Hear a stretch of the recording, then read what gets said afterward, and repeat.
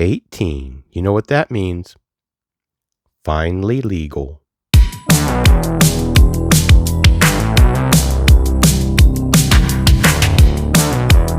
Hello everyone, this is your old pal, Hannibal Collector, and we finally made it to day 18 of our 31 Days of Halloween 2024. And tonight's movie is the 1988 film, Brain Damage.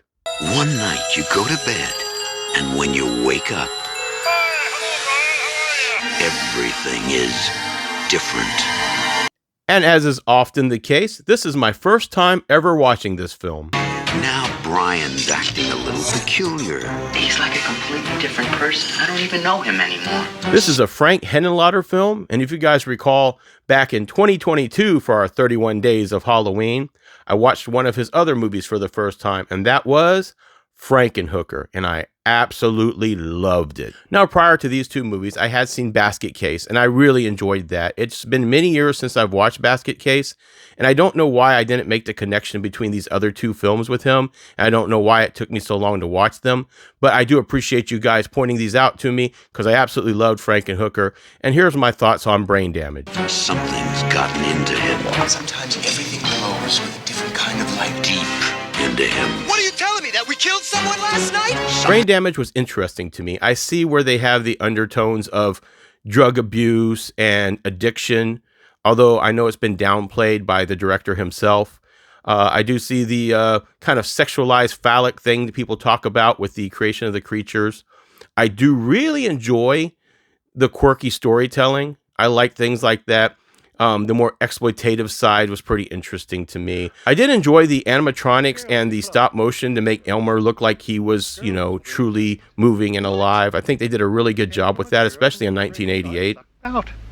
You sucked out her brains? Yeah, right through her mouth. Is she dead? Of course she's dead. What, are you kidding? What are you telling me, that we killed someone last night? You really don't remember any of it?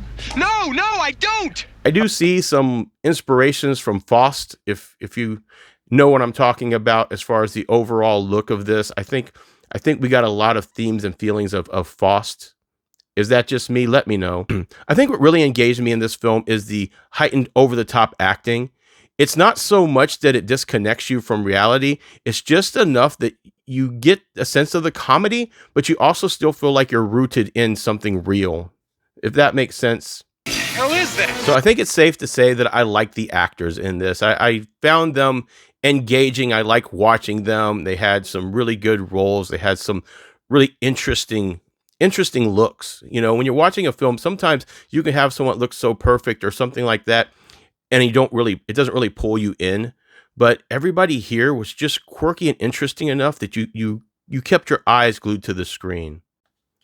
So I was entertained. I probably would not have watched this film without it being recommended to me. For some reason, this particular one just isn't quite my vibe. I like that I've watched it now. I enjoy that I have these, you know, like I always say, I have something in the old gray matter now, and I like to have something in common with someone who's a fan when they talk about this. But overall, this is not my favorite of Frank's creations. Frankenhooker has jumped to number one for me. When you guys recommended Frankenhooker back in, was it 2022? I absolutely enjoyed that film, and I didn't expect to. It wasn't on my radar. I'd seen some people cosplaying, but I didn't know what it was really from. So I really enjoyed that. Never heard of Brain Damage, didn't know anything about it. Was very intrigued. It has more of an Attack of the Killer Tomatoes vibe. And I like Attack of the Killer Tomatoes. I can't tell you exactly why this one is my least favorite. That's not to say I didn't like it, but out of the three movies, Basket Case, Frankenhooker, and now Brain Damage is definitely number 3. But I want to thank you for recommending this film. Absolutely glad, like I say, to have it in the gray matter. I like this film, so I don't want you to think I didn't like this film. It's just number 3, a solid number 3 out of the 3 movies. Let me know if I missed something. Maybe there's something that I should revisit of why this film's so great. Let me know why you like this film. Let me know why you don't like this film. And if you haven't seen it, let me know that as well.